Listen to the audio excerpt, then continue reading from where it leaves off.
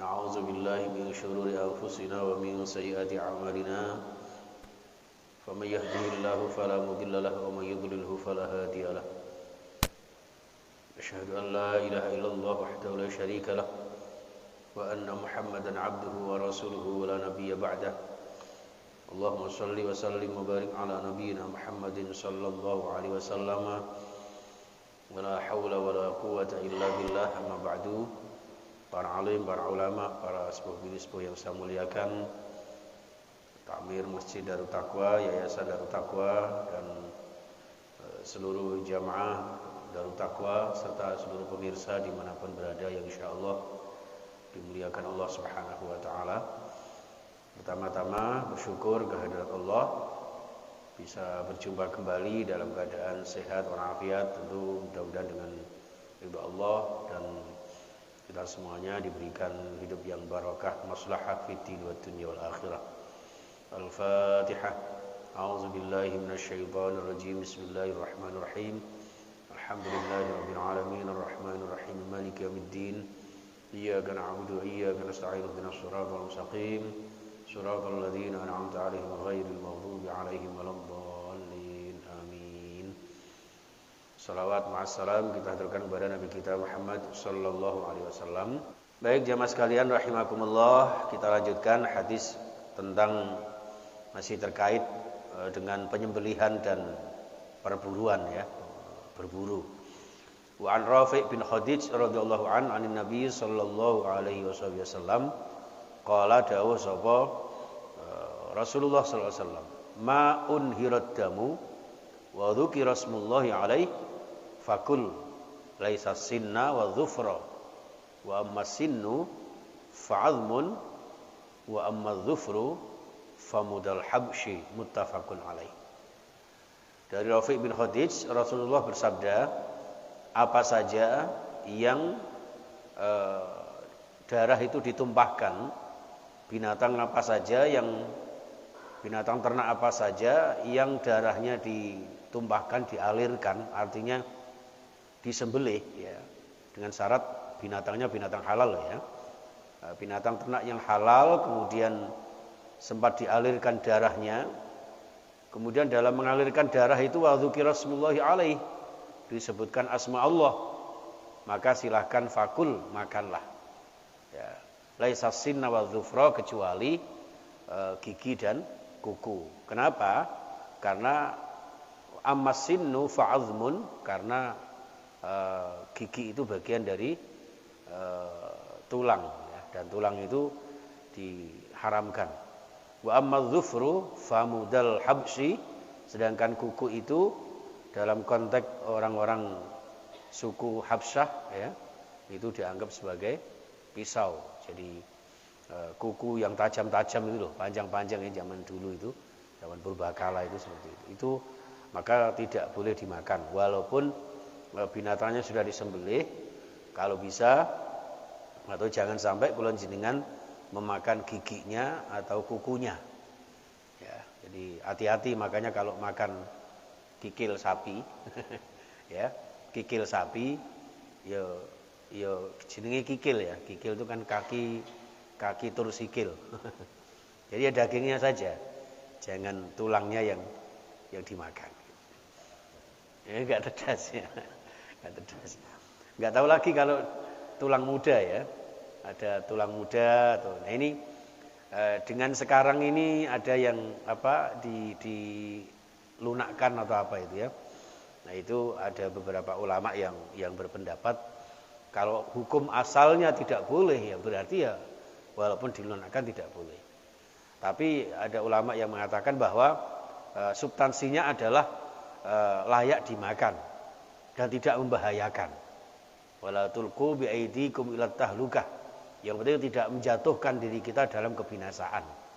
Ya, maka seperti panjenengan makan duri itu kan membahayakan. Tapi kalau durinya bandeng kemudian sudah di apa ngarani? Di presto ya, maka itu kemudian dihalalkan karena tidak mengandung bahaya. Berikutnya jamaah sekalian, wa an Jabir bin Abdullah radhiyallahu anhuma qala dawuh sapa Jabir bin Abdullah, naha Rasulullah sallallahu alaihi wasallam Rasulullah melarang ayyuk tala syai'un minad dawabi sabron. Rawahu Muslim. Rasulullah itu melarang kita semuanya ayyuk tala syai'un, membunuh suatu binatang apa saja, membunuh binatang tertentu ya. Minad dawabi ya, sabron. Ini makna letternya kalau jenengan sering mendengarkan sabron itu maknanya apa? Sabar ya. Ternyata dalam konteks penyembelihan ini sabron itu maknanya adalah dengan cara mengikat ya. Yu'allaku summa yuqtalu. Jadi yu'allaku bil habli, jadi ada satu binatang yang kita ikat ya. Diikat di sebuah pohon atau apa begitu, lalu kemudian kita bunuh. Itu tidak boleh. Ya, tidak boleh. Jadi di sini Rasulullah melarang untuk kita mengikat satu binatang lalu kemudian memanahnya ya, atau membacoknya ya, itu tidak boleh. Nah, sabron. Rawahu Muslim. Ini jamaah sekalian rahimakumullah. Nah, yang terakhir, wa an Syaddad bin Aus radhiyallahu an qala, mengatakan sapa Syaddad bin Aus, qala Rasulullah sallallahu alaihi wasallam, innallaha, sesungguhnya Allah itu kataba, memerintahkan, menetapkan al-ihsana ala kulli syai', untuk berbuat segala sesuatu itu dengan sebaik-baiknya, secara optimal, secara maksimal ya. Termasuk juga fa idza qataltum fa ahsinul qitlah, termasuk juga ketika kula jenengan berburu atau membunuh suatu binatang tertentu, bunuhlah dengan sebaik-baiknya ya. Jadi kalau berburu ya berburu yang baik. Wa idza dabahtum fa ahsinudz dzibhah, dan ketika kalian menyembelih suatu binatang, maka sembelihlah dengan sebaik-baiknya ya. Jangan sekedar menyembelih pokoknya sekedar mati, tapi sembelihlah dengan sebaik-baiknya. Ini jamaah sekalian rahimakumullah. Wal yuhidda ahadukum syafratahu wal yurih dzabihatahu. Maka jika engkau membunuh ya, maka jika engkau menyembelih ya, maka hendaklah fal yuhidda ahadukum syafratah.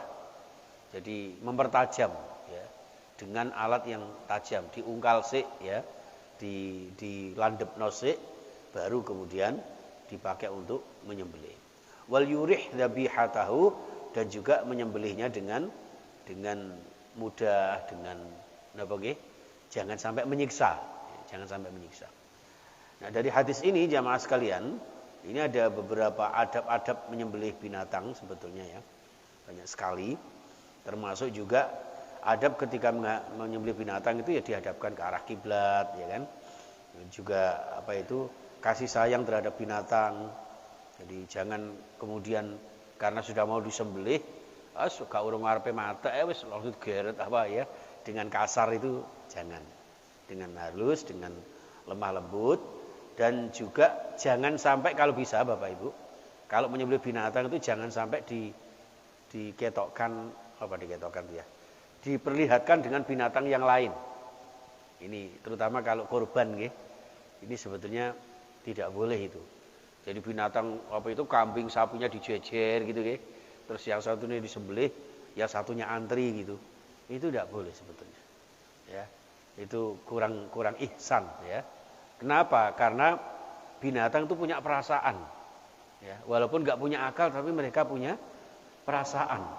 Bayangkan andaikan kita mengantri ya, mau ditembak satu-satu, kita melihat teman kita yang ditembak, yang dibunuh, bayangkan. Itu seperti itu. Maka hati-hati sekali, termasuk juga ketika ada menyembelih itu dibaringkan dengan baik ya. Terus kemudian tempatnya disediakan dengan sebaik-baiknya ya. Meletakkan telapak kaki di atas sisi hewan sembelian. Itu seperti itu Bapak Ibu. Kemudian ketika menyembelih itu pas di kerongkongannya itu sekiranya ketika disembelih itu langsung mati, tidak sampai kan ada binatang yang setelah disembelih itu masih lari-lari, bahasanya jenengan ucul ya, masih ucul seperti itu. Nah ini jangan sampai terjadi. Kalau masih memungkinkan misalnya binatang itu kita sembelih dengan cara-cara yang baik, usahakan sebaik-baiknya, kecuali dalam kondisi darurat.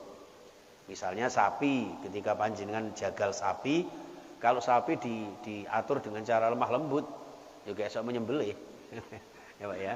Jadi ya dijagal, kadang bahkan diikat misalnya gitu. Nah diikat semacam itu boleh. Yang tidak boleh kalau diikat di pohon atau di mana gitu, lalu kemudian kita bunuh, kita panah, lah itu yang tidak boleh.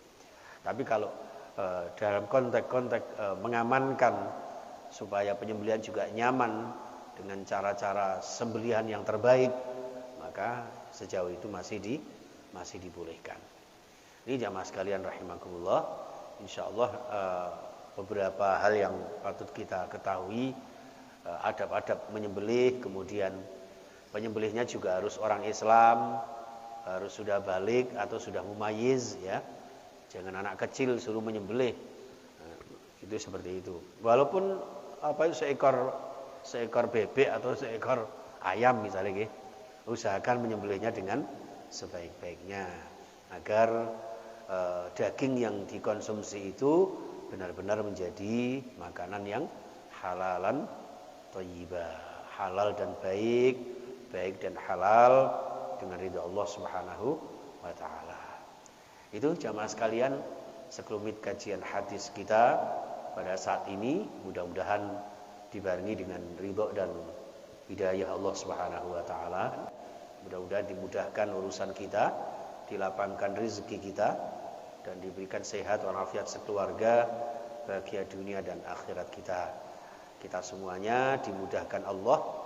Ini musim-musim menjelang haji, kula jenengan mudah-mudahan dimudahkan oleh Allah untuk pergi ke tanah suci. Okay. Baik umrah maupun haji. Amin ya rabbal alamin. Demikian yang bisa kami sampaikan. Kita akhiri dengan doa kafaratul majlis. Subhanakallahumma wa bihamdika asyhadu an la ilaha illa anta astaghfiruka wa atubu ilaik. Assalamualaikum warahmatullahi wabarakatuh.